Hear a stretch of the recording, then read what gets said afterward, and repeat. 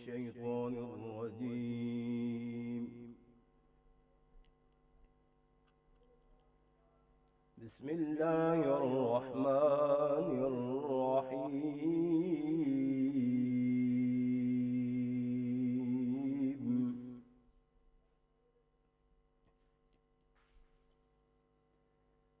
إن الذين سبقت لهم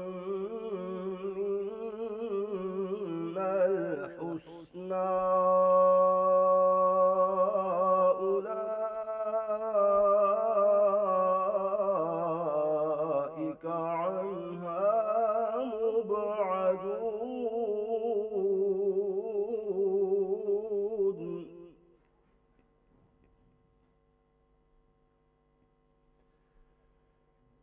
لا يسمعون حسيسها وهم فيما اشتهت أنفسهم خالدون.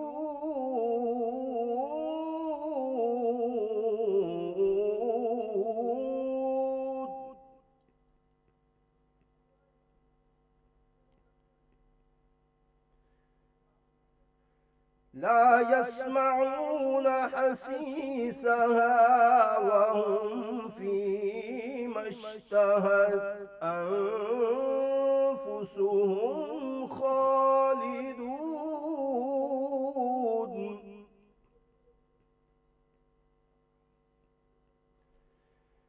لا يحزنهم الفزع الأكبر وتتلقاهم الملائكة هذا يومكم الذي كنتم توعدون.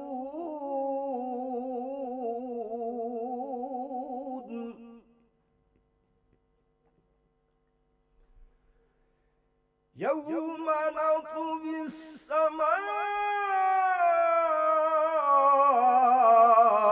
كطي السجل للكتب كما بدأنا أول خلق نعيده وعدا علينا إنا كنا فاعلين.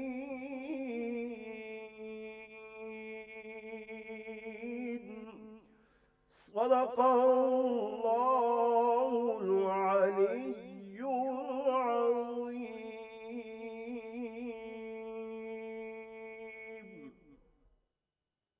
جن کے حق میں ہماری طرف سے پہلے ہی جنت کی خوشخبری مل چکی ہے وہ اس آتش سے دور ہوں گے جہاں وہ اس کی آہٹ تک نہ سنیں گے اور وہ ہمیشہ ان چیزوں میں رہیں گے جو ان کی خواہشات کے مطابق ہوں گی۔ انہیں قیامت کے بڑے خوفناک حالات بھی خوفزدہ نہیں کریں گے اور فرشتے انہیں لینے آئیں گے اور کہیں گے یہ تمہارا وہی دن ہے جس کا تم سے وعدہ کیا گیا تھا۔ اس دن ہم آسمان کو اس طرح لپیٹ لیں گے جس طرح تومار میں اوراق لپیٹتے ہیں۔ جس طرح ہم نے خلقت کی ابتدا کی تھی اسے ہم پھر دہرائیں گے۔ یہ وعدہ ہمارے ذمے ہے جسے ہم ہی پورا کرنے والے ہیں۔ جزاک اللہ۔ بہت شکریہ قاری محمد نذیر نعیمی صاحب، آپ نے تلاوت قرآن کریم پیش کی۔ ناظرین مرحبا، افطار ٹرانسمیشن میں آپ کو کہیں گے خوش آمدید۔ میں ہوں ہما ارسلان اور میرے ساتھ موجود ہیں اظہر علی عابدی صاحب۔ عابدی صاحب، ہمیں اور ہمارے ناظرین کو آج کے موضوع جی، ماہ مبارک رمضان کے دن تو اب نکلے جا رہے ہیں، کم رہ گئے ہیں۔ بہترین موضوعات کا ہم نے انتخاب کیا سچ ٹی وی کی ریسرچ ٹیم نے۔ اس مہینے کے بہت سے نام ہیں، ماہ مواسات یعنی ہمدردی، غمگساری، ماہ عبادت، ماہ قرآن، ماہ تزکیہ نفس، ایک نام اس کا ماہ تربیت بھی دیا گیا جو دراصل وہی ماہ تزکیہ نفس ہے اور اپنے آپ کو سنوارنا ہے، ماہ تقویٰ ہے۔ اس پر گفتگو کریں گے جی ہمارے ساتھ جناب مولانا حسنین عباس، صاحب موجود ہیں اور جناب مولانا سید جہانگیر شاہ سعیدی، دونوں مقتدر علماء ہیں۔ جناب مولانا حسنین عباس صاحب، اگر ہم آپ سے آغاز کریں، موضوع ہمارا ہے کہ ماہ مبارک رمضان ماہ تربیت ہے، اور تربیت وہی ہے جو مطلوب روزہ ہے، اور وہ تقویٰ ہے، اور تقویٰ ایک نظم و ضبط کا نام ہے۔ گویا ہم ماہ مبارک رمضان میں ایک خاص خدائی نظم و ضبط سیکھ رہے ہیں جو ہمیں آگے برقرار رکھنا ہے۔ جی ایسا ہی ہے۔ بسم اللہ الرحمن الرحیم۔ سب سے پہلے آپ کا بے حد شکر گزار ہوں۔ سلسلہ گفتگو جو آپ نے منتخب کیا یہ واقعاً ایسا ہے کہ جس پہ گفتگو ہونی چاہیے کہ دوام کس طرح سے لایا جائے۔ تربیت، اگر ہم اصطلاح میں تربیت کو دیکھیں تو پستی سے تکامل کی طرف لے جانا یہ تربیت کہتے ہیں۔ واہ واہ واہ واہ۔ اور خداوند متعال نے اشارہ فرمایا سورہ بقرہ کے اندر ہی، جب آیت کے اندر حکم دیا ماہ مبارک رمضان کے روزوں کا، کہ بسم اللہ الرحمن الرحیم یا ایھا الذین آمنوا کتب علیکم الصیام کما کتب علی الذین من قبلکم لعلکم تتقون۔ یا ایھا الذین آمنوا کہہ کے خطاب فرمایا، متکلم مقام بیان میں تھا، وہ چاہتا تو کوئی اور ٹرم بھی استعمال کر سکتا تھا، یا ایھا الناس کہہ سکتا تھا، کہا اس نے یا ایھا الناس اعبدوا ربکم الذی خلقکم والذین من قبلکم لعلکم تتقون۔ بندگی کرو رب کی۔ اب بندگی میں عبادت شامل ہے، اس عبادت میں روزہ بھی شامل ہے، لیکن وہاں یا ایھا الناس کہا، یا اہل الکتاب کہہ کے متعدد مقام پہ اس نے ہم سے کلام کیا، مسلمانوں سے۔ امام جعفر صادق علیہ السلام فرماتے ہیں کہ خطاب کی جو لذت ہے اس نے عبادت کی مشقت کو دور کر دیا۔ واہ واہ واہ، سبحان اللہ، واہ واہ، بے شک۔ کہ تم روزے رکھو، نتیجہ بھی ہمیں خود بتا دیا، کیونکہ ہم تو میٹیریلسٹک سے لوگ ہیں نا، فائدہ نہ ہو تو ہم تو کام کرتے ہی نہیں ہیں۔ صحیح۔ لعلکم تتقون، البتہ اللہ لگایا، مولانا موجود ہیں، اللہ امید کے لیے آتا ہے لغت کے اندر، لیکن امید ممکن ہے کہ اس امید پر پورا اترا جائے، ممکن ہے پورا نہ اترا جائے۔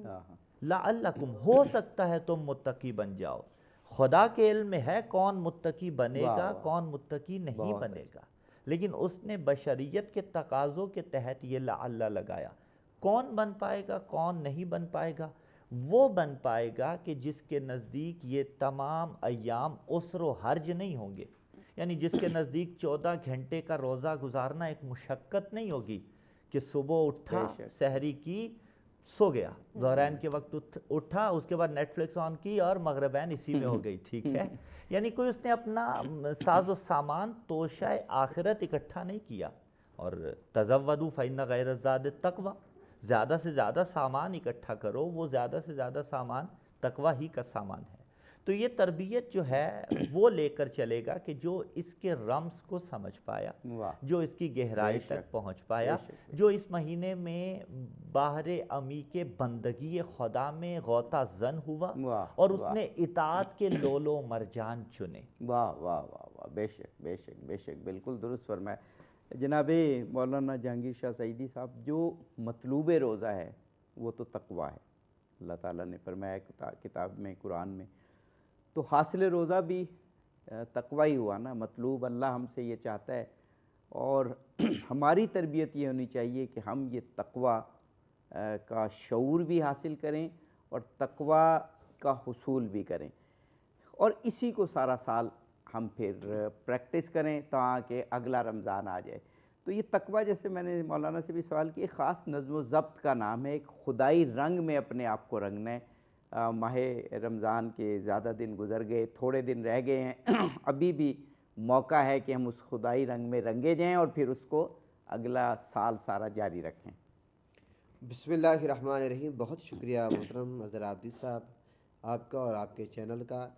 میں سمجھتا ہوں کہ یہ ہمارے لیے خوش نصیبی کہ اللہ تعالیٰ نے یہ مقدس مہینہ زندگی میں ایک بار پھر ہمیں نصیب کیا، اور اس کا آخری عشرہ ہے، اور آخری عشرے کے بھی اب چاند دن رہ گئے ہیں۔ میں یہ سمجھتا ہوں کہ یہ اتنا بابرکت عظیم مہینہ، یہ جو اللہ تعالیٰ ہمیں دیتا ہے، جس میں لوٹ سے لگی ہوتی ہے، بس ہم نے اللہ کی رحمتوں کو سمیٹنا ہے، برکتوں کو سمیٹنا ہے۔ فرض نفل کے برابر ہیں، نفل فرض کے برابر ہیں، فرض 70 فرض کے برابر ہیں۔ اسی طرح ہر معاملے میں اجر و ثواب بڑھ جاتا ہے۔ اور پھر آپ کو پتہ ہے کہ جہاں پر ایک چیز کا ریٹ بڑھ جائے، انسان کے اندر لالچ بھی آتی ہے۔ تو اس لیے انسان، جو انسانی فطرت ہے کہ جب روزے کا فلسفہ ہی ہے، تقویٰ ہے، پرہیزگاری ہے، اور اس میں یہ ہے کہ اور روزہ کوئی انوکھی نئی عبادت بھی نہیں ہے کہ بھائی حضور کی امت کو ملی ہو پہلے نہ ملی ہو، یعنی کما کتب علی الذین من قبلکم، یعنی اس سے پہلی امتوں میں بھی روزہ تھا، تعداد مختلف تھی، ٹائمنگ مختلف تھے، لیکن روزہ فرض ہے۔ اور یہاں پر اسپیشل اللہ نے خطابی اہل ایمان سے کیا ہے۔ اور پھر جب روزے کی اتنی بڑی اہمیت ہے کہ بھی اللہ فرماتا ہے اس کے جزائی میں دیتا ہوں، کیوں کہ اس میں ریاکاری دکھاوا بالکل کوئی چیز شامل ہی نہیں ہے۔ اب ہم یہاں بیٹھے ہیں، کس کو پتہ ہے کہ فلاں بندے روزے سے ہے یا نہیں ہے؟ گویا کہ روزہ جو ہے باقی جتنے بھی اعمال ہیں وہ کرنے کا نام ہے، روزہ نہ کرنے کا نام ہے، رکنے کا نام ہے۔ تو اب اس میں جو ہم ٹریننگ حاصل کرتے ہیں رکنے کا، بہت ساری حالات طیب پاکیزہ چیزیں ان سے ہم رک جاتے ہیں اللہ کے حکم پر۔ میں یہ سمجھتا ہوں کہ صرف اور صرف اگر ہم کامل تقوی حاصل کر لیں تو پھر ایک ہی چیز ہم یاد رکھ لیں کہ اللہ کے حکم پر طیب پاکیزہ چیزوں سے ہم رک جاتے ہیں، اسی رب کے حکم پر جس نے ہمیں طیب پاکیزہ چیزوں سے روکا ہے کہ آپ نہیں کھا سکتے روزے کی حالت میں، تو رمضان کے باقی 11 مہینوں کے بعد جو ہیں اسی قانون کو اگر ہم فالو کریں، میں سمجھتا ہوں کہ ہم بہت سارے برائیوں سے بچ سکتے ہیں، اور ہمارے یہ جو رمضان کے اثرات ہیں عبادت کے، یہ باقی 11 مہینوں بھی الحمدللہ یہ نظر آئیں گے کہ جو تقویٰ پرہیزگاری رمضان میں ہم نے حاصل کیا ہے وہ چیز نظر آئے گی۔ ایسا بالکل نہیں ہوگا کہ بھی رمضان میں مسجدیں بھری ہیں بعد میں خالی، رمضان میں ہم نمازی ہیں بعد میں بے نمازی ہو جائیں، رمضان میں ہم قرآن کی تلاوت کریں بعد میں ہم چھوڑ دیں، رمضان میں ہم درود پڑھیں، استغفار پڑھیں، سخاوت کریں، حقوق عبادت کی بات کی پاسداری کریں، رمضان کے بعد اس چیز کی چھٹی نہیں۔ جو بندہ کامل یقین کے ساتھ، نیک نیتی کے ساتھ، سنجیدگی کے ساتھ 30 دن اس کام کو گزارتا ہے، اس معاملے میں ہو ہی نہیں سکتا کہ 11 مہینوں میں وہ چیزیں اس کے زندگی میں نظر نہ آئے، اور جس میں نظر نہیں آتی اس کا مطلب یہ ہے کہ اس کی نیت میں کوئی کھوٹ ہے۔ یعنی وہ پریکٹس پوری اس نے تقویٰ کی نہیں کی۔ میرا خیال بریک پہ جانا ہے، ہمیں بریک کی جانے پڑنا ہے ناظرین، بریک سے واپس آئیں گے، گفتگو کے سلسلے کو آگے بڑھائیں گے۔ جی ویلکم بیک ناظرین، مرحبا افطار ٹرانسمیشن میں افطار کے خوشکن وقفے کے بعد ایک مرتبہ پھر سے آپ کو کہیں گے خوش آمدید۔ جی عابد جی، افطار کے بعد روزانہ ہم کہتے ہیں اللہ کی 2 نعمتوں سے ہم استفادہ کرتے ہیں، جی ایک تو ان کی مادی اور معنوی برکتیں افطار کی اور معنوی، اور اس کے بعد ہم روزانہ ایک دعا کرتے ہیں اور وہ فلسطینیوں کے لیے ہے۔ اب تو کل یوم القدس ہے، میں پوری دنیا کے مسلمانوں سے بلکہ تمام انصاف پسند انسانوں سے گزارش کروں گا کہ کل پوری دنیا میں ریلیاں نکل رہی ہیں، دن بدن مصائب بڑھتے جا رہے ہیں فلسطینیوں کے، اور اب تو یہ جنگ مجھے لگتا ہے کہیں عالمی سطح کی جنگ اختیار نہ کر جائے، تو اب ہم پر فرض ہے کہ ہم نکلیں اور آواز بلند کریں ظلم کے خلاف، اور دعا بھی کرتے ہیں کہ خداوند قدوس فلسطینیوں کو سرخرو کرے اس بہت بڑی آزمائش میں، اور یہ ہمارے لیے بھی آزمائش ہے کہ ہم ان کی کیسے ہیلپ کر سکتے ہیں، تو ہمیں بھی اس آزمائش میں سرخرو کرے۔ ہمارے ساتھ جناب مولانا حسنین عباس موجود ہیں اور مولانا جہانگیر شاہ سعیدی صاحب۔ موضوع آج کا ماہ تربیت، جو ماہ مبارک کے رمضان کے بہت سارے نام ہیں، ان میں ایک تربیت کی، یہ تربیت کا مشق کا مہینہ ہے۔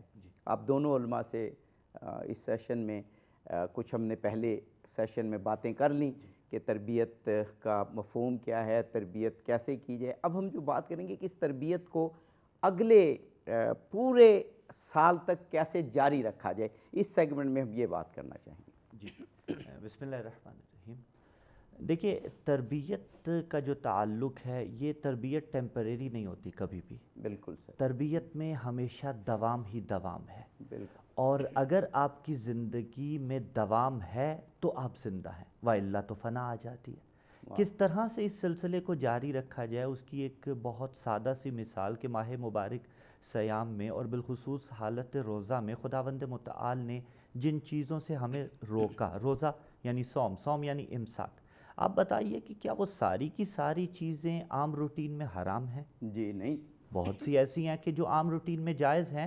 افطار سے پہلے بننے والا طعام اور کھانا ہمارے لیے اس وقت حرام ہے، اس کے بعد وہی حلال ہو جاتا ہے۔ اور بھی بہت سی ایسی چیزیں ہیں جو حالت روزہ میں انسان کے لیے ممنوع قرار دی گئی۔ مقام فکر یہ ہے کہ آخر وہ کروانا کیا چاہتا تھا، جائز اور حلال چیزوں سے روک کے، تو یہی رمز، یہی اس کے اندر راز پنہا ہے کہ وہ دراصل ایک پریکٹس کروانا چاہتا تھا، ایک ریاضت کروانا چاہتا تھا کہ 29-30 ڈیز آپ یہ ریاضت کر لو جب میرے کہے پر حلال سے رک جاؤ گے تو حرام سے رکنا بہت آسان ہو جائے گا۔ اس چیز کو ہمیں آگے لے کر چلنا ہے کہ جب میں نے 30 دن اس کے حکم کی اتباع کرتے ہوئے جائز چیزوں سے ہاتھ کھینچے رکھا، اور پھر جس طرح سے روایتوں میں ملا، اب آپ سندی حیثیت پہ اس کی بحث نہ بھی کریں تو کہ شیاطین کو جکڑ دیا جاتا ہے، لیکن جو اس سے بڑا ہمارا دشمن ہے ہم اس کی طرف متوجہ نہیں ہوتے، جیسا کہ پیغمبر اسلام صلی اللہ علیہ وآلہ وسلم نے فرمایا اعداء عدوی کا نفس قلتی بین جنبیک، کہ تمہارا سب سے بڑا دشمن وہ ہے جو تمہارے دو پہلوؤں کے درمیان ہے۔ ہم نے تو شیطان کو سمجھا ہوا تھا، محشر میں بھی سارا اس کے زمرے میں ڈالیں گے اور وہ برات کرے گا۔ صحیح ہے، ٹھیک ہے، تو یعنی ہم نے اپنے نفس کو پامال کیا، اپنے نفس پہ قابو پایا، اپنے نفس پہ غلبہ حاصل کیا، اب اس غلبہ کے نتیجے میں ہم اتنے قابل ہو چکے ہیں، اتنے اہل ہو چکے ہیں کہ اس تربیت کو جو ہے ہم سارا سال جاری رکھ سکیں۔ بے شک بے شک۔ مولانا جہانگیر شاہ سعیدی صاحب، وقفے سے قبل ہم نے بات کی تھی کہ تربیت ایک نظم و ضبط کا نام بھی ہے، تو نظم و ضبط تو کہتے ہی اسی چیز کو ہیں جو جاری رہے، یعنی اگر ایک مرتبہ ہم نے کوئی کام کیا یا ایک مہینے ہم نے کوئی کام کیا اللہ کی رضا کی خاطر اور بعد میں وہ برقرار نہ رکھا، تو اس کا مطلب ہے کہ اس صحیح طور پر تربیت یا تو ہوئی نہیں یا پھر ہم اس کو بالکل بھول گئے ماہ رمضان کے بعد۔ اگر ایسا ہوا تو پھر رمضان کے مقاصد حاصل نہیں ہوئے۔ دیکھیں اب جیسے میں یہ عرض کروں گا کہ آقا علیہ السلام کے جو فرمان ہے کہ کام تھوڑا کرو لیکن ہمیشگی کے ساتھ کرو۔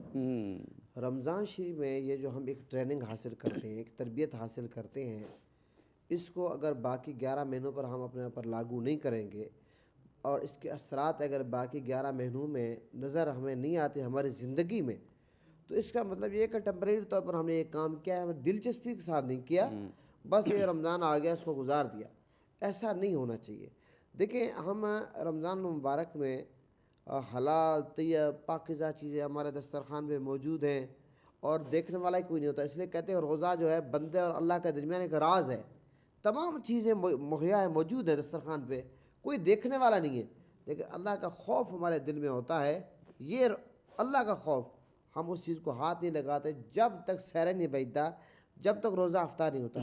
تو کاش کہ وہ جو حلال طیب دنیا کی نعمتیں رکھی ہوئی ہیں، ہم اللہ کا حکم ہے کہ بھی آپ نے افطار سے پہلے ان کو ہاتھ نہیں لگانا، تناول نہیں فرمانا، ہاتھ تو لگا سکتے تناول نہیں کر سکتے، تو مجھے آپ یہ بتائیں اسی رب کا حکم ہے، اسی رب کے ہم ماننے والا، اسی رب کے بندے ہیں، وہ رب ہمیں حکم دیتا ہے کہ آپ نے حرام سے پرہیز کرنی، تو ہم حرام سے پرہیز کیوں نہیں کرتے؟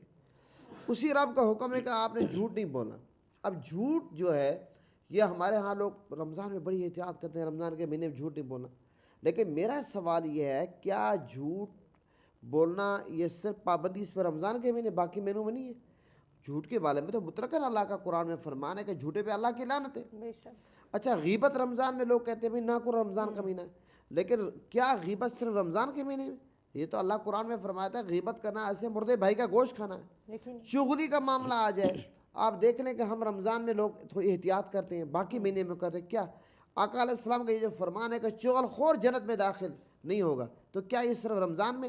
اسی ہمیں ایک بریک لینا ہے، جس روانی سے آپ گفتگو کر رہے ہیں ماشاءاللہ ہمارے ناظرین نے دونوں علماء سے یہ سمجھا کہ رمضان کی تربیت کا اصل مقصد یہ ہے کہ اسے باقی سال بھی جاری رکھا جائے۔ ناظرین گفتگو کا سلسلہ بھی جاری رہے گا اس بریک کے بعد۔ اگر ہے کہ مدینے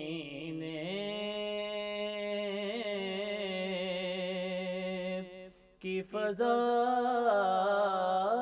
ہے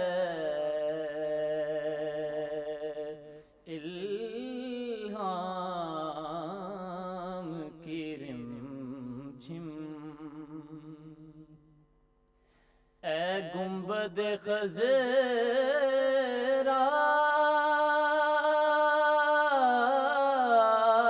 کے مکین، میری مدد کر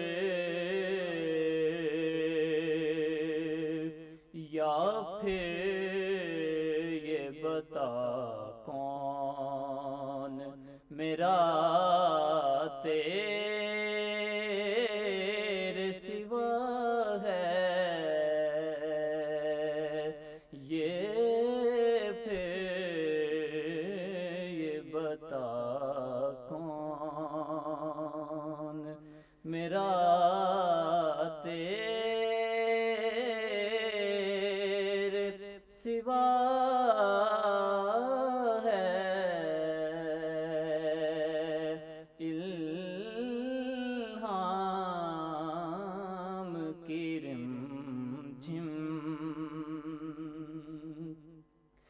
بخشش تیری آنکھوں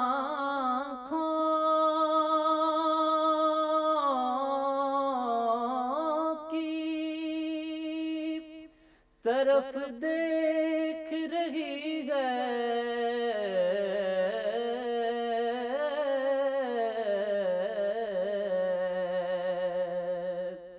بخشش تیری آنکھوں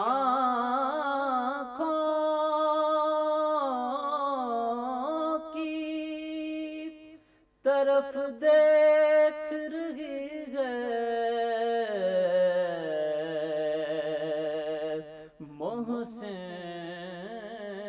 تیرے دربار میں چپ چاپ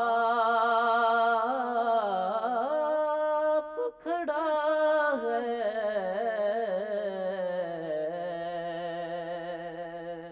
محسن تیرے دربار میں چپ چاپ کھڑا ہے،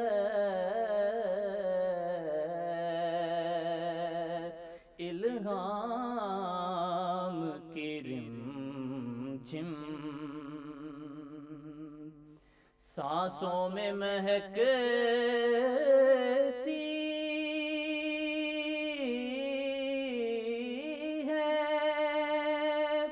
مناجات کی کلیاں، کلیوں کے کٹوروں پہ تیرا نام لکھا ہے، یہ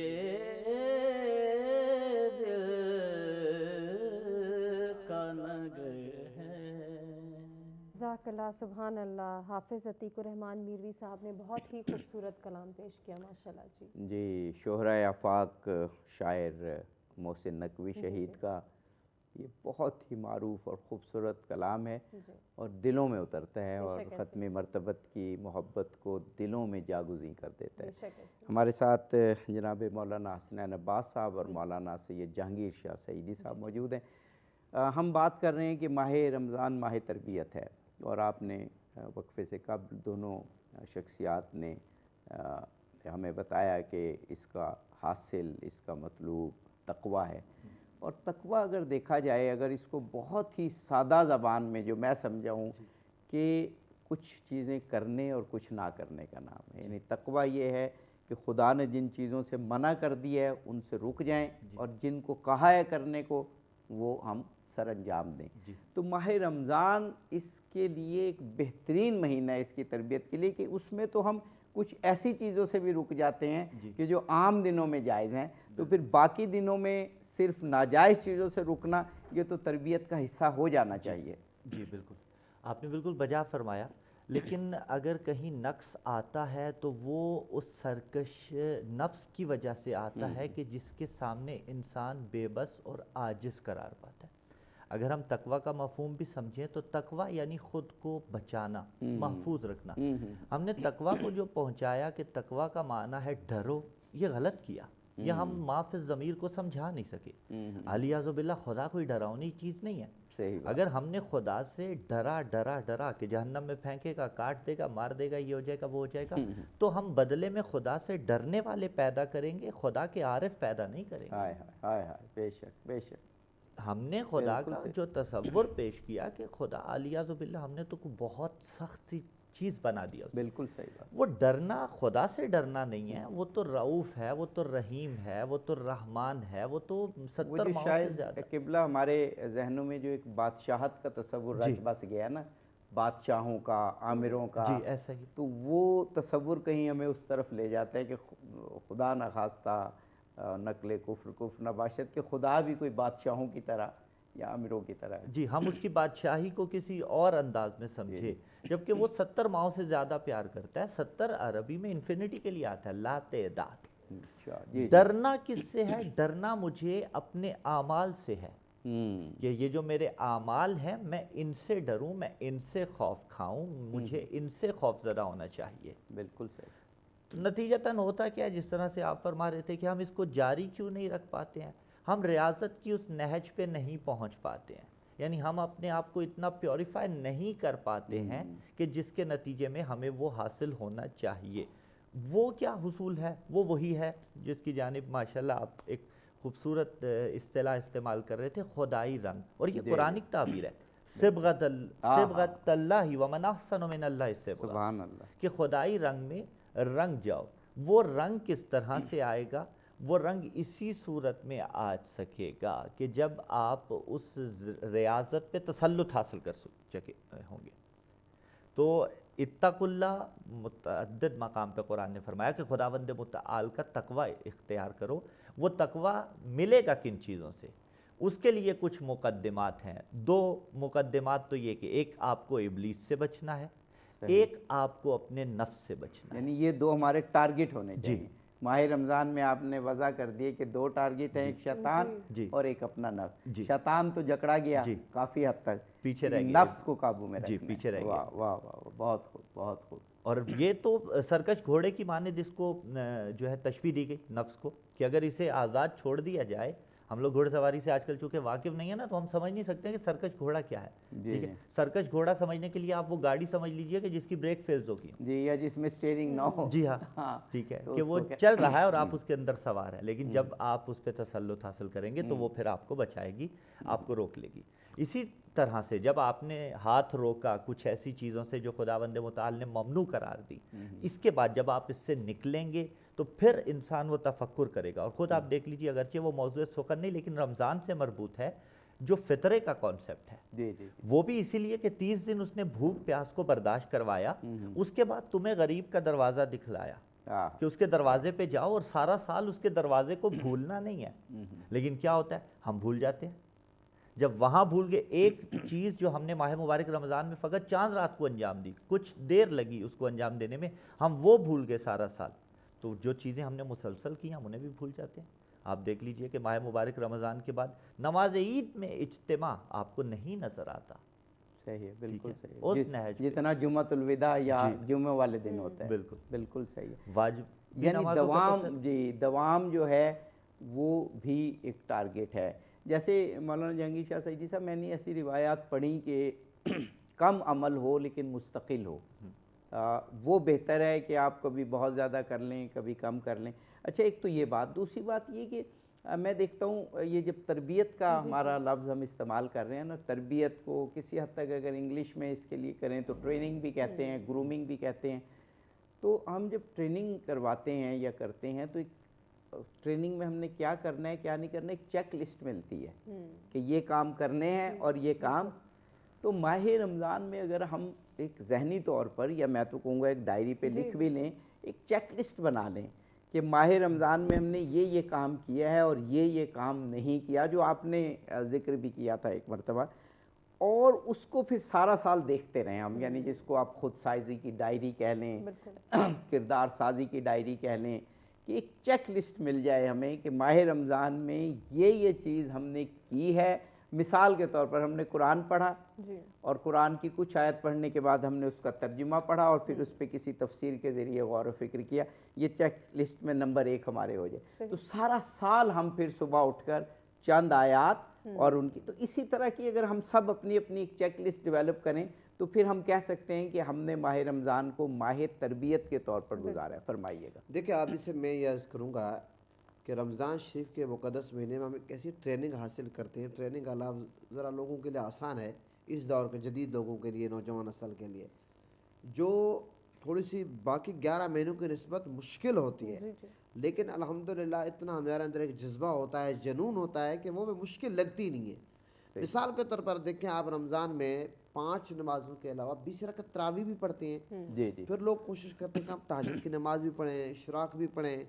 تو مجھے آپ یہ بتائیں، جو 20 رکعت تراویح اضافی ہے ہم رمضان میں پڑھتے ہیں، تو جو پتہ اشراق پڑھے، تہجد پڑھتا ہے رمضان کے مہینے میں، کیا اس کے لیے 5 وقت کی نماز پڑھنا باقی مہینوں میں مشکل ہے؟ بالکل نہیں۔ جو اتنا مشکل کام رمضان میں کر سکتا ہے، کیا اس کو صرف 5 وقت کی نماز پڑھنا مشکل ہے؟ اچھا رمضان میں ہم نے بہت سارے لوگوں کو دیکھا کہ روزانہ کے بنیاد پر 3 پاروں کی تلاوت، 4 پاروں کی، 5 پاروں کی تلاوت تک کرتے ہیں. تو مجھے آپ یہ بتائیں کہ اگر رمضان سے ہٹ کر ہم صرف اور صرف آدھے پارے کی تلاوت کر رہے ہیں، 4 رکوع کے کر لیں، ایک رکوع کی تلاوت بما ترجمہ تفسیر بھی اگر ہم پڑھ لیں پورا سال مستقل مزاج سے ہم اس کو چلاتے رہیں، میں سمجھتا ہوں بہت کچھ ہم حاصل کر پائیں گے. یہی سخاوت کا جذبہ ہمارا کہ رمضان میں ہمارا یہ ہماری خواہش ہوتی ہے، تمنا ہوتی ہے کہ ہم زیادہ سے زیادہ لوگوں کو افطاری کرائیں، زکوٰۃ دیں، صدقہ دیں، فطرانہ دیں. تو رمضان کا روزہ جو ہے یہ تو ہمیں احساس دلاتا ہے. روزے کا ایک سب سے بڑا مقصد یہ بھی ہے کہ جب صبح سے لے کے شام تک آپ بھوکے رہتے ہیں، پیاسے رہتے ہیں، آپ کو یہ احساس ہوتا ہے کہ بھائی میرے پاس تو دنیا جہان کی نعمتیں میری فریج میں اویلیبل ہیں، میرے پاس پیسے سب کچھ ہے، میں صرف 1 مہینہ اللہ کے حکم پر بھوکا پیاسا رہتا ہوں. وہ لوگ جو بیچارے بس 11 مہینوں میں پتہ نہیں کتنے دن بھوکے رہتے ہیں، کتنے دن پیاسے رہتے ہیں، ان کے پاس کبھی سوکھی روٹی کھا رہے ہیں، کبھی سالن نہیں ہے، کبھی کیا نہیں ہے، بچوں کے کپڑے نہیں ہیں. تو یہ رمضان کا مہینہ ہمیں ایک احساس دلاتا ہے. اور یہ جو فطرانہ ہے، فطرانہ اس لیے بھی ہے کہ بھئی یہ اس وقت تک روزہ قبول نہیں ہوتا جب تک فطرانہ ادا نہ کرے، زمین آسمان کے درمیان رہتا ہے. کیوں کہ روزے میں اگر بشری تقاضے کے تحت کمی کوتاہی ہو جاتی ہے انسان سے نہ چاہتے ہوئے بھی، تو یہ فطرانہ اس کی کمی پوری کرتا ہے. لیکن اصل اس کا مقصد اور کیا ہے کہ بات یہ ہوتی ہے کہ خوشیوں میں شامل کرنا. خوشیاں بانٹنے سے بڑھتی ہیں، غم بانٹنے سے بھی بڑھتا ہے. وہی بات ہے. اب کیا ہوتا ہے کہ جب اب غم جو ہے، غم کو کوئی بندہ آ جاتا ہے کہتا ہے کہ تعزیت کرنے، تو وہ بندہ کوئی ہمارا حقدار جو دنیا سے واپس تو نہیں آ جاتا، ایک غم ہلکا ہو جاتا ہے، بوجھ ہلکا ہو جاتا ہے. اسی طرح خوشیاں جو ہے، ایک گھر میں ماتم ہو، ایک گھر میں جو شادی ہو، اس کو عقل مندی نہیں کہتا. اب عید کا دن ہو، جو غریب لوگ ہیں ان کے بچوں کے کپڑے نہ ہوں، سیویاں نہ ہوں، پکانے کو کچھ نہ ہو، امیر کے جو ہیں وہ کئی ڈریس ماشاءاللہ اعلیٰ سے اعلیٰ پہنے ہیں، اعلیٰ سے اعلیٰ غذا کھائیں، تو اس کو اعتدال نہیں کہتے. خوشی وہ ہوتی ہے جو سب مل کر منائے. تو رمضان جو ہے ہمیں یہ تربیت دیتا ہے، فطرانے سے لے کر صدقہ خیرات زکوٰۃ سے لے کر تمام معاملات سے آپ نے باقی 11 مہینوں بھی اپنا احساس کرنا ہے لوگوں کا. اور اس وقت ہمیں یقیناً ہمارے جو احساس کے حقدار ہیں، یہ لفظ میں استعمال کریں، احساس کے حقدار سب سے ٹاپ پہ اس وقت وہ فلسطین ہے. وہ فلسطین غزہ کے مسلمان، ان پر جو ظلم ہو رہا ہے، جو ستم ہو رہا ہے، بھوکے پیاسے، ان کے میڈیسن کی ضرورت ہے، لباس کی ضرورت ہے، رہائش کی ضرورت ہے، غذا کی ضرورت ہے. اور وہ آسمان سے منسلوا تو نہیں آئے گا، ہم ہی لوگ ان کے ساتھ تعاون کرنا ہے. تو رمضان میں جہاں پر دیگر جذبات ہم لے کر آگے بڑھیں گے کہ بھائی باقی 11 مہینوں میں ہم نے یہ کام کرنے، وہاں ساتھ ہم نے فلسطین، کشمیر اور جہاں دنیا بھر میں انسانیت، دکھی انسانیت ہے، اس کو بھی ہمیں یاد رکھنا چاہیے. آپ نے خوبصورت بات کی. آپ دیکھیے کہ اس وقت 30 لاکھ فلسطینی مشکل میں ہیں. وہ ویسٹ بینک جو ہے اس کے فلسطینی بھی مشکل میں ہیں، محاصرہ ان کا بھی ہے. لیکن جو فلسطینی اس وقت غزہ میں ہیں، غزہ کی پٹی میں، یہ 30 لاکھ ہیں. اور اب یہ مت بھولیے کہ ان 30 لاکھ میں سے کوئی 35,000 کم ہو چکے ہیں، 35,000 شہادتیں ہو چکی ہیں، اور اتنے ہی لوگ مجروح ہیں، اور بہت سے لوگ ابھی تک لاپتہ ہیں جو ملبے میں ہیں. تو بہت زیادہ، میں پھر کہوں گا کل یوم القدس ہے، انشاءاللہ تمام لوگ باہر نکلیں اور آواز بلند کریں.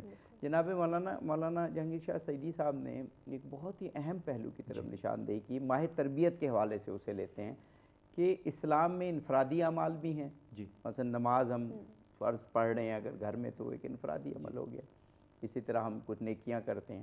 لیکن اسلام کی روح اجتماعی لگتی ہے کہ بہت سارے اعمال اجتماع کے بغیر ہو ہی نہیں سکتے، یا ان میں روح نہیں آ سکتی. ماہ رمضان اسلام کے اس اسپیکٹ کو اور نمایاں کر دیتا ہے. افطاریاں ہو رہی ہیں، اکٹھے عبادت ہو رہی ہے، اہل سنت تراویح پڑھ رہے ہیں، اہل تشیع بھی جو 1000 رکعت نماز ہوتی ہے ماہ رمضان میں خاص ترتیب سے، تو اہل تشیع وہ پڑھ رہے ہیں. تو اور مساجد میں شبینے ہو رہے ہیں، شبہ قدر ہو رہی ہے. تو ایک اجتماعی جو اسلام کا پہلو ہے وہ بڑا کھل کے سامنے آتا ہے، جو پھر ہمدردی اور مواسات کا بھی پہلو ہے، اس کی بھی اسی طرح پریکٹس سارے سال جاری رہنی چاہیے. جی بالکل ایسا ہی ہے. دیکھیے جس طرح سے آپ فرما رہے ہیں کہ اور مولانا نے اشارہ کیا کہ اسلام جو ہے وہ اجتماع کا دین ہے، اسی لیے اسلام کے اندر رہبانیت کی کوئی گنجائش نہیں ہے کہ آپ جنگلوں میں چلے جائیں، آپ دنیا داری کو چھوڑ دیں، آپ لوگوں کو چھوڑ دیں. صلہ رحمی کی اہمیت بھی اسی لیے. اور ہمارے یہاں ایک بہت خوبصورت فقہی مسئلہ، اس سے آپ اس چیز کا اندازہ لگائیے کہ اسلام صلہ رحمی کی اور مکتب تشیع کتنی جو ہے اس کی اہمیت پر روشنی ڈالتا ہے کہ نماز مقدم ہے افطار پر، آپ افطار سے پہلے نماز پڑھیں، یہ خداوند متعال کے نزدیک، ائمہ معصومین علیہ السلام کے نزدیک پسندیدہ ہے۔ لیکن اگر کوئی دسترخوان پہ آپ کا افطاری کے وقت انتظار کر رہا ہے تو آپ رک جائیں، اس دسترخوان پہ چلے جائیے۔ البتہ یہاں پھر لوگ ہم سے پوچھتے ہیں کہ مولانا جم کس طرح سے کریں، تو ہم کہتے ہیں کہ گھر کے اندر کھینچا تانی کا ماحول نہ بن جائے۔ بعض ایسے ہوں گے جو مصلی عبادت پہ جانا چاہیں گے، بعض ایسے ہوں گے کہ جن کی نظر اس کھجور پہ ہوگی کہ کس وقت اسے تناول کر لوں گا۔ آپ ایسا کیجئے، بوقت افطار دسترخوان پہ آ جائیے، دعا کیجئے، اس کے بعد جس نے مصلی پہ جانا ہے مصلی پہ چلا جائے، اور جس نے افطار کرنا ہے وہ افطار کر لے۔ بہت خوب، بہت خوب۔ یعنی اس کے اندر ایک حکمت کیا پنہا ہے، جتنے بھی احکامات ہمارے اوپر لاگو کیے گئے تمام کے اندر حکمت پنہا ہیں۔ اجتماع کی اہمیت نماز قرآن کریم نے واجب قرار دی، لیکن پڑھنی کس طرح سے پیغمبر اسلام صلی اللہ علیہ وسلم نے بتایا، اور وہی مسجد میں جا کر۔ اس کے علاوہ جو اجتماعات ہیں، جمعہ کا اجتماع وہ بھی اجتماعی شکل ہے، نماز عید کا اجتماع ہے وہ بھی اجتماعی شکل ہے۔ جی، یعنی آپ معاشرے کے اندر رہیں گے، جب معاشرے کے اندر رہیں گے تو آپ کو معلوم پڑے گا کہ معاشرہ کس طرف جا رہا ہے، کس کی ضرورت کیا، آپ اس ضرورت کو پورا کر سکیں۔ بہت خوب، بہت خوب، ماشاءاللہ۔ ناظرین، ہمیں ابھی بریک کی جانب بڑھنا ہے، لیکن اپنے ناظرین کو یہ بھی بتائیں گے کہ لاہور اور اس کے مضافات میں افطار کا وقت ہوا چاہتا ہے، دوسرے علاقوں میں رہنے والے اپنے مقامی وقت کے مطابق روزہ افطار کریں۔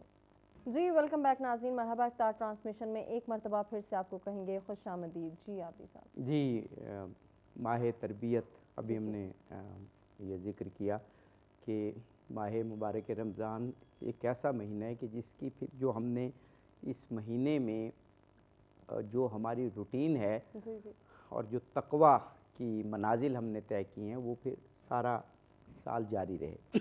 ایک اور پہلو ہم نے ذکر کیا تھا، اگر آپ کو یاد ہو، کہ اسلام کی روح اجتماعی ہے، اس میں کوئی شک نہیں، اور یہ ایک ایسا مہینہ ہے جس میں ہم اجتماع سے متصل ہو کے اجتماع کا، معاشرے کا، لوگوں کا خیال رکھنے کا ہمیں ایک مہینہ ہے اور تربیت دی جاتی ہے۔ اس کو میں ریلیٹ کرتا ہوں، اگر آپ اجازت دیں، تھوڑا سا اپنے فلسطینی بھائیوں کی طرف۔ کلیجہ منہ کو آتا ہے جب ہم یہ ذکر کرتے ہیں، جو کچھ وہاں اس وقت بیت رہی ہے، چشم فلک نے نہ جانے یہ مناظر کب دیکھے ہوں گے، اور بہت کم دیکھے ہیں۔ واقعہ کربلا ہمیں ملتا ہے کہ جس میں یزیدی قوتوں نے 6 ماہ کے بچے کو بھی نہیں چھوڑا تھا، وہ ہمیں ظلم کی ایک انتہا وہاں پر نظر آتی ہے۔ اور کربلا کے ماننے والے مسلمان، ان پہ اب ایک ابتلا کا وقت ہے۔ آغا صاحب، کل یوم القدس ہے، اور میں چاہوں کہ کیونکہ موضوع بھی ہمارا ماہ تربیت ہے، تو تربیت میں اسلام کی بنیادی روح یہ ہے کہ ظلم کے خلاف اٹھنا ہے، ظالم کا ساتھ نہیں دینا، یہ اسلام کی بنیادی تعلیم ہے۔ اس کے تناظر میں ہمیں اب فلسطینیوں کے ساتھ کس طرح سے ہمیں اپنا عمل سر انجام دینا چاہیے کہ ان کی مدد ہو؟ بالکل خوبصورت پہلو کی جانب آپ نے اشارہ فرمایا، اور امام المتقین مولا کائنات علی ابن ابی طالب علیہ السلام نے وقت آخر حسنین کریمین علیہ السلام کو جب وصیت کی، اور پھر یہ بھی فرمایا کہ میرا یہ وصیت نامہ ہر اس شخص کے لیے جس تک پہنچے۔ 21 رمضان گزرا ہے، ہم نے اس کا ذکر بھی کیا، اس میں مولا علی علیہ السلام نے فرمایا کون للظالم خصما وللمظلوم اونا، کہ اے میرے بیٹو، ظالم کے مخالف رہنا اور مظلوم کے مددگار رہنا۔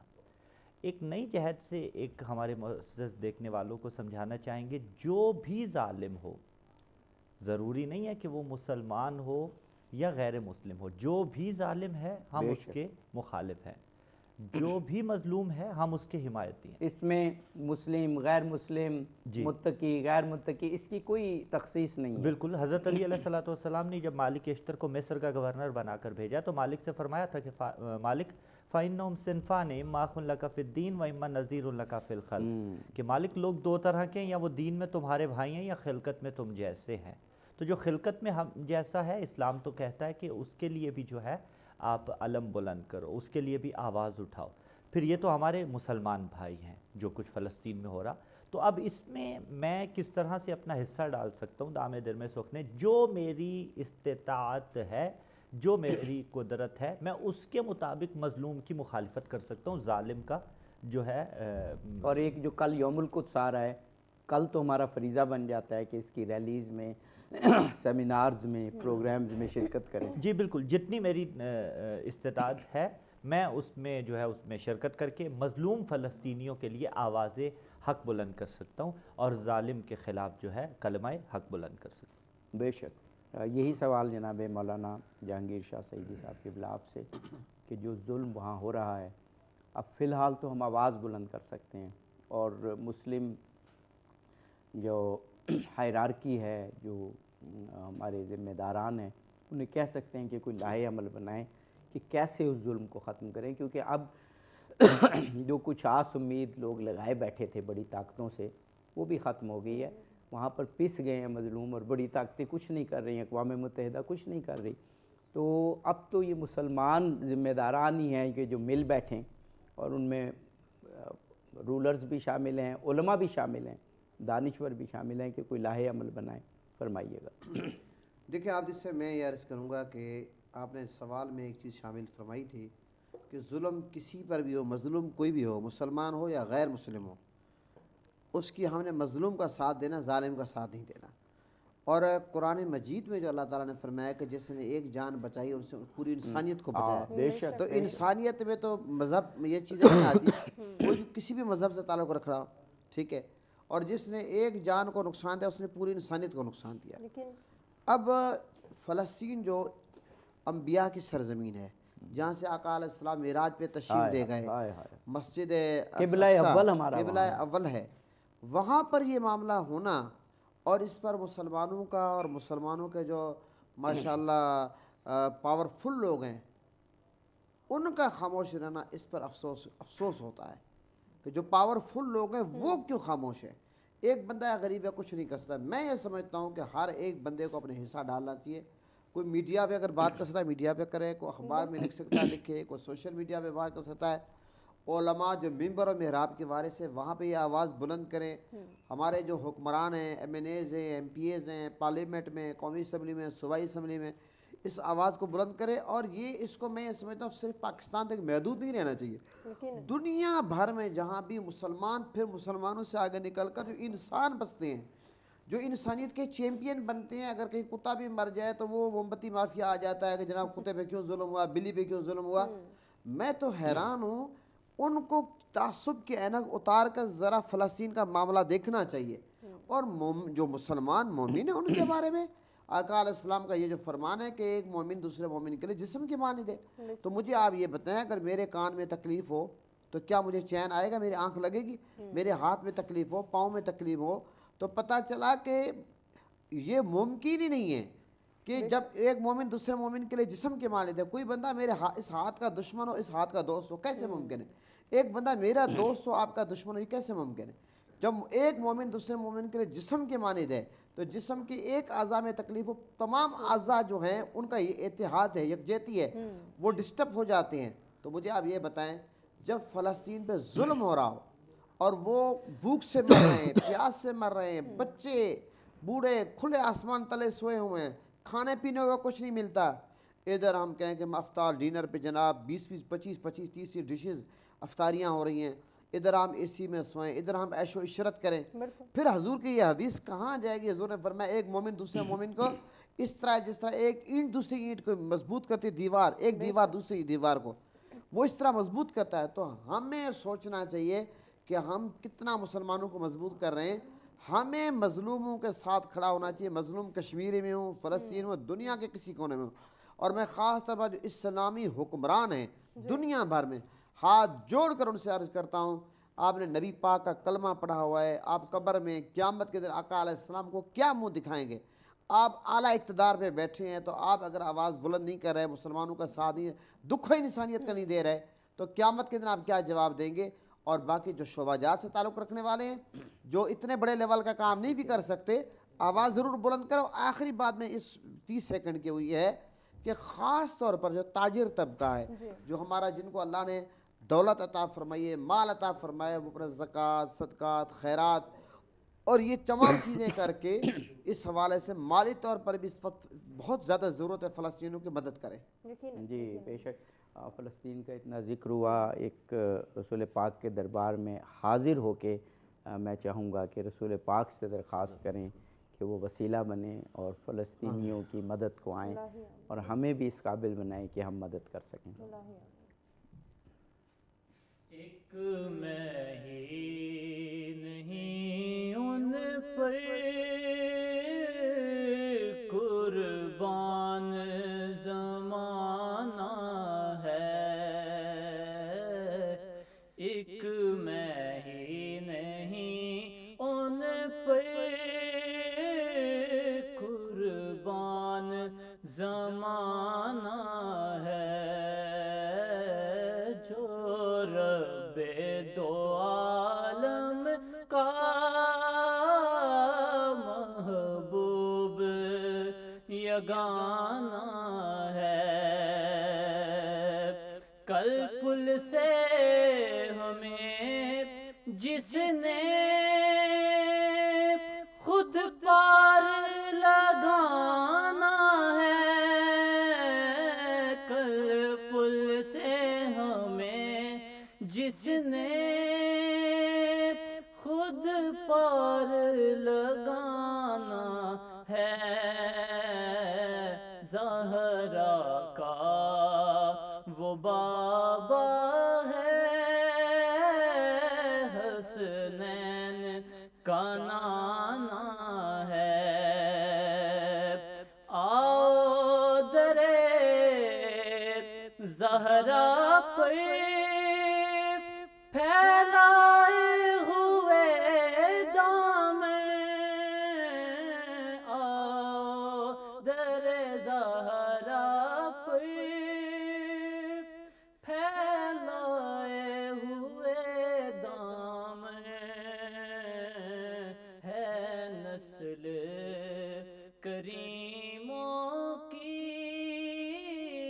لجپال گھرانہ ہے، محروم کرم اس کو رکھیے ناصر محشر،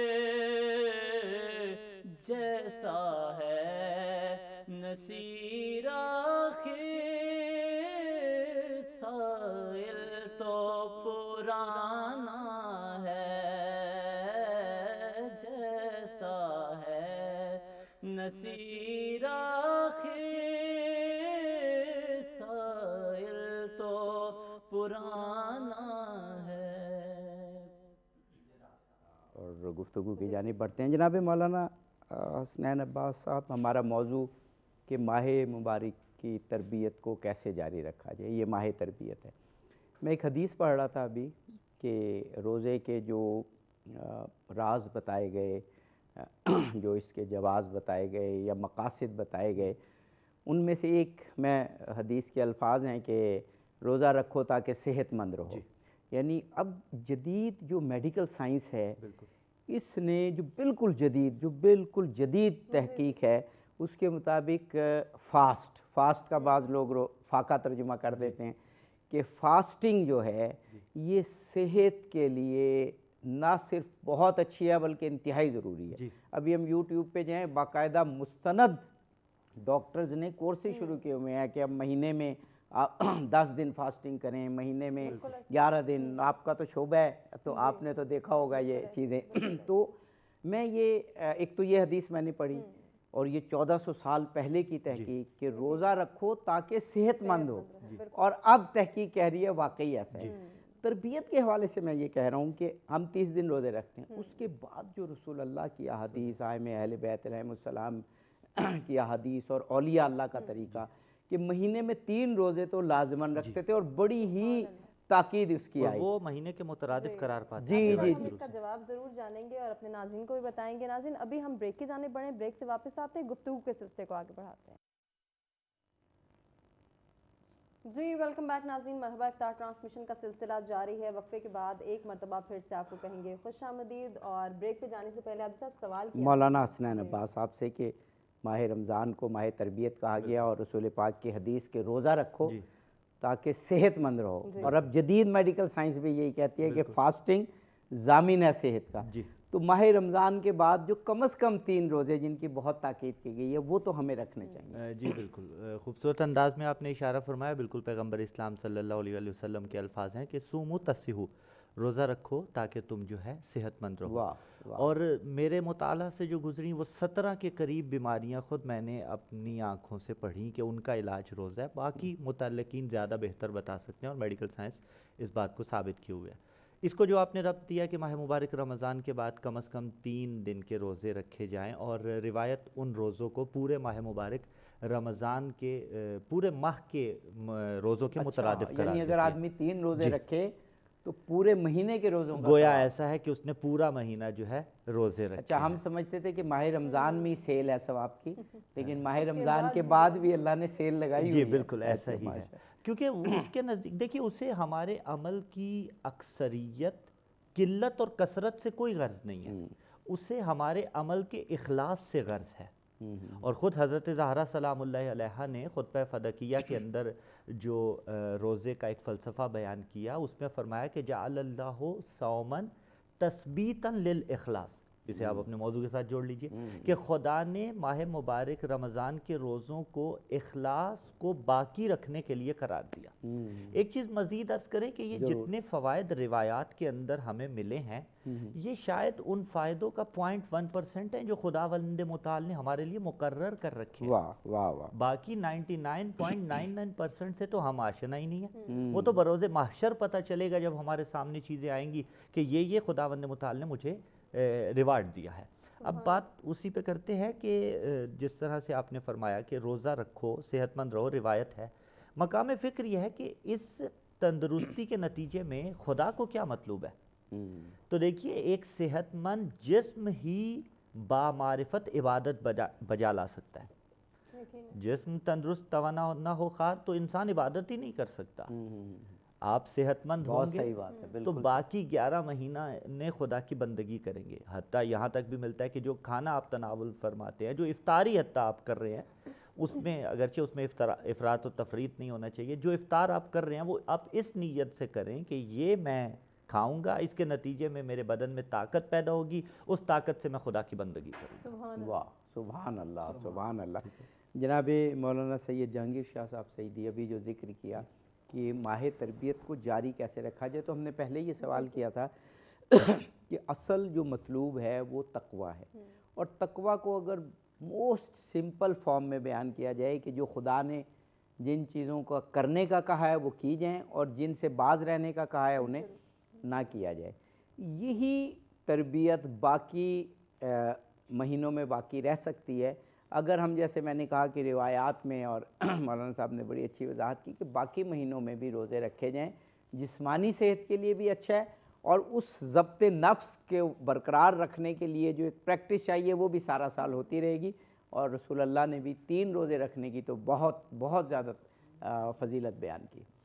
देखिए, मैं अर्ज़ करूँगा कि 3 रोज़े भी हैं और साथ ये ईद के दूसरे दिन रोज़े 6 रोज़े जो रखे जाते हैं शवाल के, जी, इनका सवाब हदीस मुबारक में जो मिलता है वो ये है कि साल के रोज़ों के बराबर है। ये 6 रोज़ों का सवाब इतना बड़ा है, तो आप अंदाज़ा लगाएं कि बहुत सारे खुश नसीब ऐसे हैं जो इस शवाल के 6 रोज़े रखते हैं, उनको रखने चाहिए। और फिर वो जो 3 रोज़े हर महीने रखे जाते हैं वो भी रखने चाहिए। बहरहाल अब तो डॉक्टर, हकीम, तबीब तमाम ये कह रहे हैं कि रोज़ा जो सेहत के लिए बड़ा मुफीद है।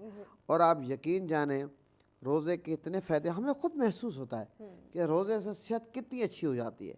यकीन जाने हल्का फुल्का हो जाता है, वज़न कम हो जाता है, तमाम मामलात बेहतर हो जाते हैं। मैं ये समझता हूँ कि तमाम लोगों को ये रोज़े रखने चाहिए। बाकी जहाँ तक ये आप कह रहे हैं कि इस सिलसिले को आगे बढ़ाना चाहिए, देखिए मैं एक लफ्ज़ है नशा, एक है आदत। जी। हमारे यहाँ जिस तरह लोग कहते हैं मैं चाय का नशा ही हूँ, अब नशे का लफ्ज़ की जगह अगर मैं आदत का लफ्ज़ इस्तेमाल करूँ तो ज़्यादा बेहतर है। चाय की आदत अगर हमें पड़ जाए तो जब चाय पीने का टाइम आता हम कहते हैं यार बस अभी चाय याद आ रही है।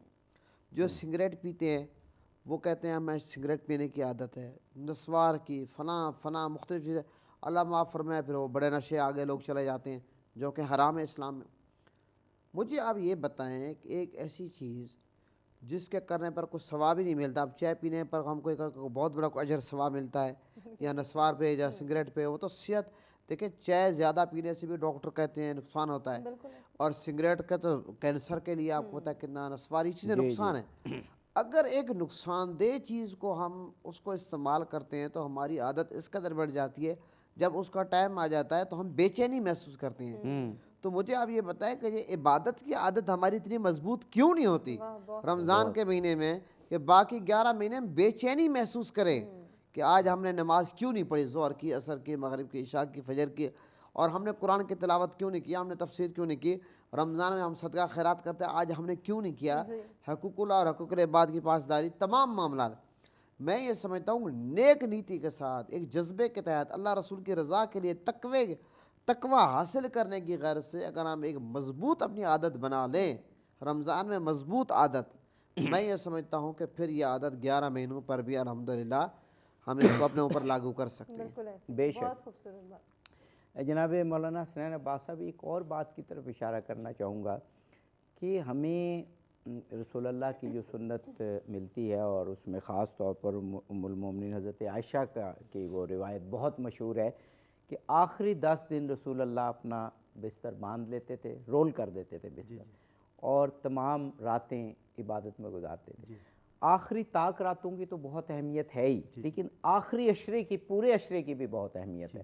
اور رسول اللہ کی سنت میں ہم نے تھوڑا سا یہ دیکھتے ہیں کہ جب آخری عشرہ شروع ہوتا ہے تو ہمارا وہ جو ذوق و شوق ہے وہ ماند پڑنا شروع ہو جاتا ہے, مساجد میں رش بھی کم ہونا شروع ہو جاتا ہے, اور 23, 24 اور پھر 25 کے 27 کے شبینے کے بعد تو 3 دن لوگ پھر خریداری میں اور اسی میں گزارتے ہیں.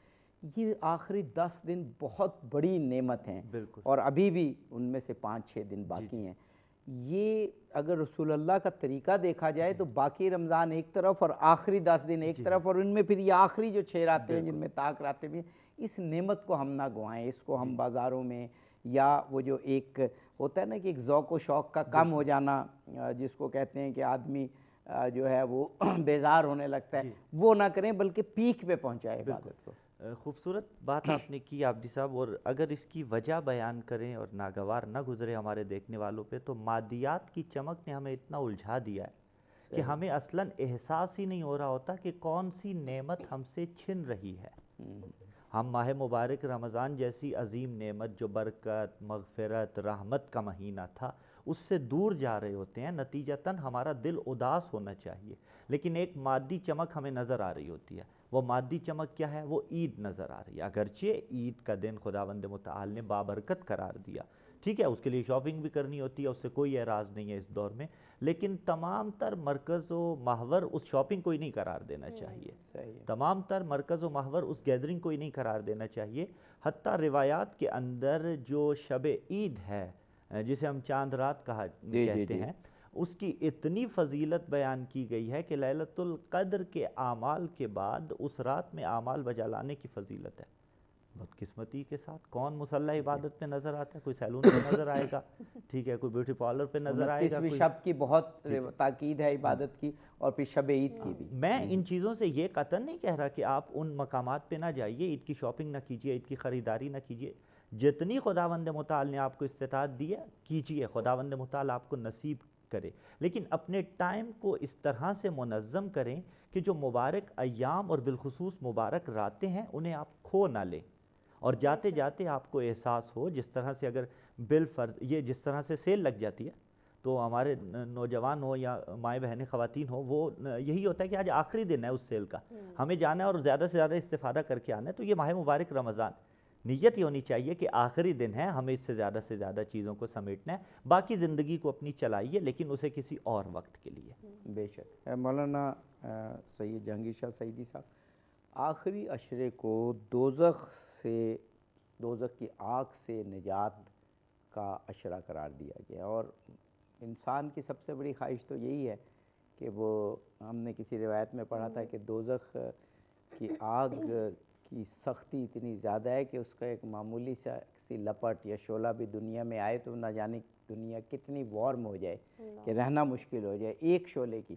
تو آخری عشرہ جو ہے شاید ہمیں خدا کے عذاب اور سزا کا اس طرح کا احساس نہیں ہے, ورنہ آخری عشرے میں یہ پیک کا عشرہ ہے کہ جس میں اللہ تعالیٰ انسانیت کو دوزخ کی سختی سے آزاد ہونے اور نجات پانے کا موقع فراہم کرتا ہے۔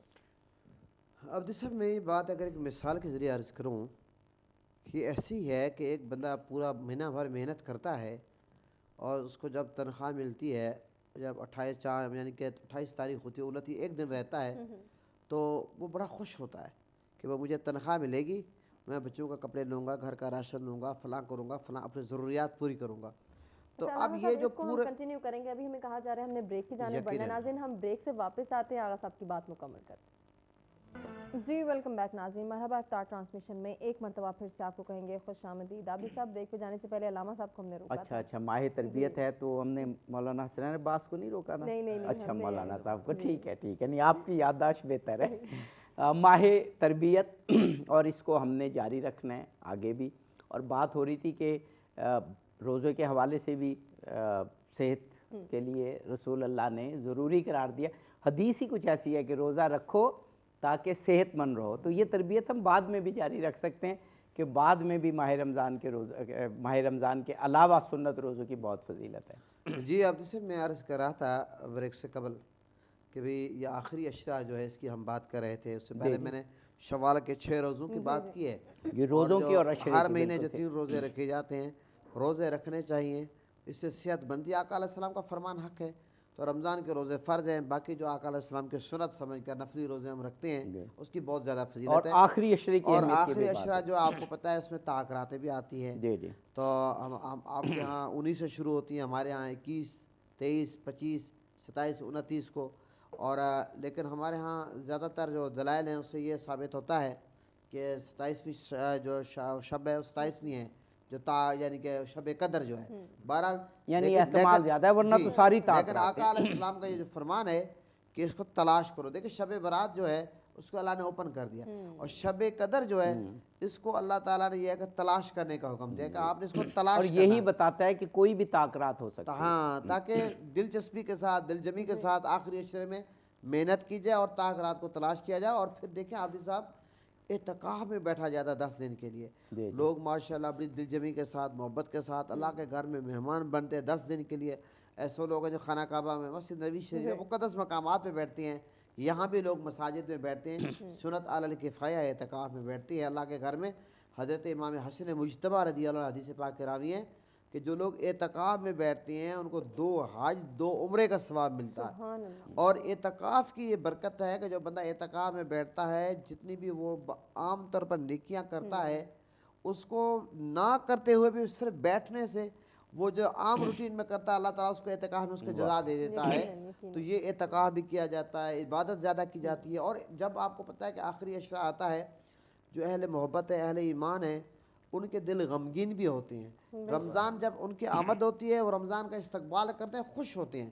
اور جب اہل ایمان جب رمضان جا رہا ہوتا ہے، اتنا بابرکت مہینہ جس میں نفل فرض کے برابر، فرض 70 فرض کے برابر، تمام چیزوں کا اجر ثواب بڑھ جاتا ہے۔ یہ مقدس مہینہ پتہ نہیں اگلے سال نصیب ہوگا یا نہیں ہوگا۔ صحابہ اہل بیت پنجتن پاک کی زندگیوں کو ہم پڑھتے ہیں تو بڑے غمگین ہوتے تھے، اداس ہوتے تھے۔ لیکن اب ہماری یہ بھی بدقسمتی ہے، ہم یہ چیزیں معاشرے میں اب ہم یہ دیکھنے کو زیادہ مل رہی ہیں کہ لوگوں کو بس رمضان کے جانے کا اتنا افسوس نہیں ہے، عید کے بعد عید ملن پارٹیاں فلاں فلاں فلاں، بس ہم انہی چیزوں میں گھوم رہتے ہیں۔ لہٰذا طاق راتوں کو غنیمت جانے عبادت کریں، اور جو آخری رات ہے وہ بہت بڑی عظیم رات ہوتی ہے۔ 27 کے بعد تو آپ کو پتہ ہے کہ سب کچھ یہ شاپنگ کے نظر ہو جاتا ہے۔ اور ویسے بھی عبد صاحب یہ افسوس کی بات یہ ہے کہ لوگ یہ سمجھتے ہیں کہ ہم رمضان کو الوداع کرنا ہے، کل جمعۃ الوداع ہے، بس نماز کو الوداع کر دو، جناب صدقہ خیرات کو، حقوق العباد کو، حقوق اللہ کو، صدقہ خیرات، بھلائی، اچھا تمام چیزوں کو ہم نے ان چیزوں کو الوداع نہیں کرنا، ہم نے باقاعدگی کے ساتھ قرآن کی تلاوت بھی کرنی ہے۔ میں اب لاسٹ میسیج دے دیتا ہوں، اور اس کے ساتھ یہ ہے کہ صدقہ خیرات اور حقوق اللہ، حقوق العباد کی پاسداری، نماز کی پابندی، اور نفلی جو روزے ہیں، صدقات، خیرات اور صدقہ خیرات، تمام چیزوں پر الحمدللہ ہم نے جو ہے یہ زور دینا ہے، اور اس سلسلے کو آگے بڑھانا ہے تاکہ جو روزے کا مقصد تقویٰ پرہیزگاری ہے ہم وہ صحیح معنی حاصل کر پائیں اور باقی 11 مہینوں پر اس کو لاگو کر پائیں۔ جی بے شک۔ یہ مولانا حسنین عباس صاحب قبلہ، میں نے تو ایسی روایات بھی پڑھی کہ اللہ تعالیٰ کی طرف سے روزانہ رات کو ندا آتی ہے کہ کوئی ہے جو مجھ سے بخشش مانگتا ہے میں بخشش دوں گا، کوئی طول عمر مانگتا ہے میں طول عمر دوں گا، کوئی رزق مانگتا ہے میں رزق دوں گا، یہ ساری رات یہ ندا آتی رہتی ہے۔ اور پھر یہ ندا بھی آتی ہے کہ اس رات میں نے ہزاروں لوگوں کو بخش دیا۔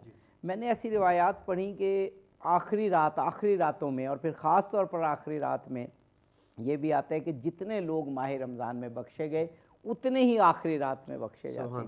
تو اس کا مطلب یہ ہے کہ جو آخری چند راتیں جو اب یہ رہ گئی ہیں، ان میں طاق راتیں تو ویسے ہی شب قدر کا احتمال ہے، لیکن ان آخری راتوں کی عبادت کی بہت زیادہ اہمیت ہے کہ جو پیچھے ابھی نہیں بھی جس نے وہ گہرائی ایمان کی حاصل کی، وہ روحانی کیفیت اور تقویت اسے نہیں ہوئی، وہ ان آخری راتوں میں حاصل کر سکتا ہے۔ دیکھیے خدا کو بندے سے اتنا زیادہ پیار ہے کہ وہ تواب ہے۔ ایک مرتبہ بندہ تواب ہے، ایک مرتبہ خدا تواب ہے۔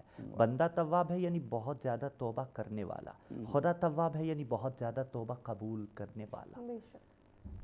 خداوند متعال چاہتا یہ ہے کہ اس کا بندہ اس حالت میں اس سے ملاقات کرے کہ وہ گناہوں سے منزہ و مبرہ ہو۔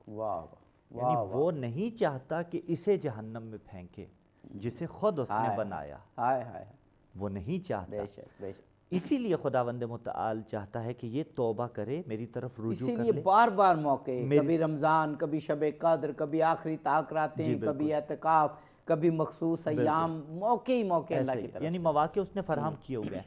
اور روایت تھوڑی سی سخت ہے لیکن روایت کے الفاظ ہیں خطبہ شعبانیہ کے اندر، پیغمبر اسلام صلی اللہ علیہ وسلم نے ہی یہ فرمایا، بدبخت ہے وہ انسان کہ جو اس ماہ مبارک رمضان میں خود کو نہ بخشوا سکے۔ پھر کوئی چارہ نہیں ہے سوائے اس کے کہ وہ جاگے رہے کہ روز عرفہ وہ حج کے دن حاضر ہو جائے۔ خوبصورت گفتگو ہوئی، خدا کرے کہ اس تربیت کو ہم اپنے دلوں میں، اپنی روحوں میں جاگزیں کر سکیں۔ بے شک ایسا ہی، اسی پیغام کے ساتھ ناظرین آپ سے اجازت چاہیں گے، اپنے دونوں مہمانوں کا شکریہ ادا کریں گے جن سے بہت کچھ سیکھنے کا موقع ملا، اور جاتے جاتے حافظ عتیق الرحمان صاحب سے گزارش کریں گے کہ آپ دعائیہ کلام پیش کریں۔ کھلا ہے سبھی کے لیے باب رحمت، وہاں کوئی رتبے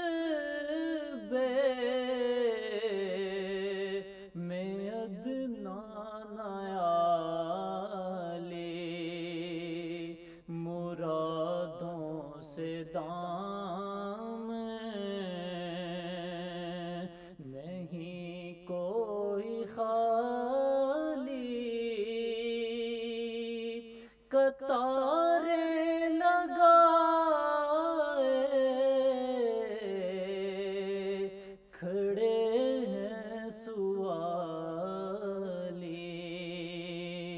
کھلا ہے سبھی کے لیے۔ میں پہلے جب مدینے گیا تھا تو تھی دل کی حالت